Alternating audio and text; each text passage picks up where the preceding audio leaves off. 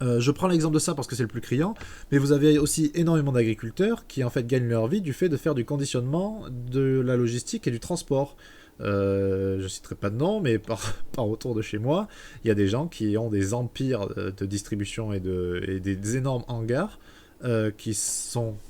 vus comme des agriculteurs, mais dont en fait la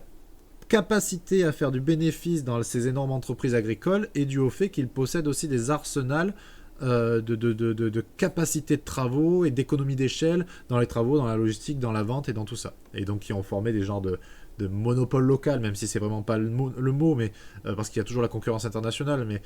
ils ont quand même des formes de monopole et de place sur le marché qui fait que tout petit acteur indépendant ne peut pas s'implanter sur le territoire et faire et arriver à jouer un rôle de marché vraiment, à faire descendre les prix ou des choses comme ça. Ce qui explique que vous avez un prix de la tomate sorti de l'exploitation qui coûte à peu près 1,20 €, qui a pour promesse de coûter moins d'1 € le kilo, mais qui en réalité coûte 1,20 €, 1,40 €. Et puis après, vous vous retrouvez avec de la tomate à 3,50 € à la grande surface. C'est parce que ces intermédiaires prennent leur marge et que du coup, la valeur ne ruisselle pas dans les exploitations agricoles parce qu'on n'est pas en direct avec nos producteurs.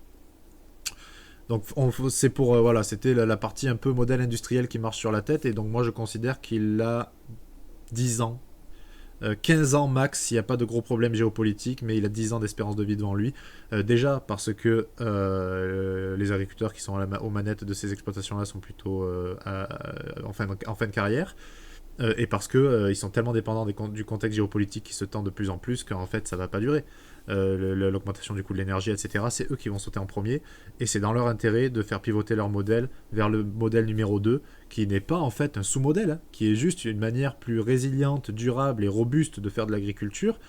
tant et si bien que notre objectif soit pas d'être le cadre de la filière en ayant des gros rendements et en se disant et moi je fais 80 kilos du mètre carré, mais juste en se disant mon objectif c'est de vivre sur ma terre et d'être heureux, point. C'est pas une histoire d'ego, c'est une histoire juste de se dire voilà, moi je veux être en accord avec mon temps, avec le fait que l'environnement le dégomme, alors du coup brûler du gaz pour faire de la tomate et avoir ce ratio, comme vous le savez, je l'ai dit dans l'épisode numéro 1 et dans l'épisode numéro 2,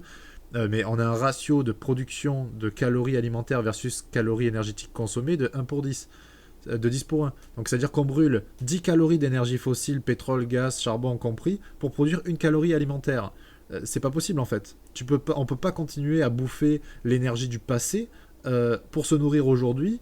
et se dire que ça va bien se passer. Un jour on va se dire merde, notre modèle agricole n'est pas capable de lui-même de produire de l'alimentation pour nous nourrir. On est obligé d'avoir du fossile pour que ça nous nourrisse. Si l'industrie agricole prend le pétrole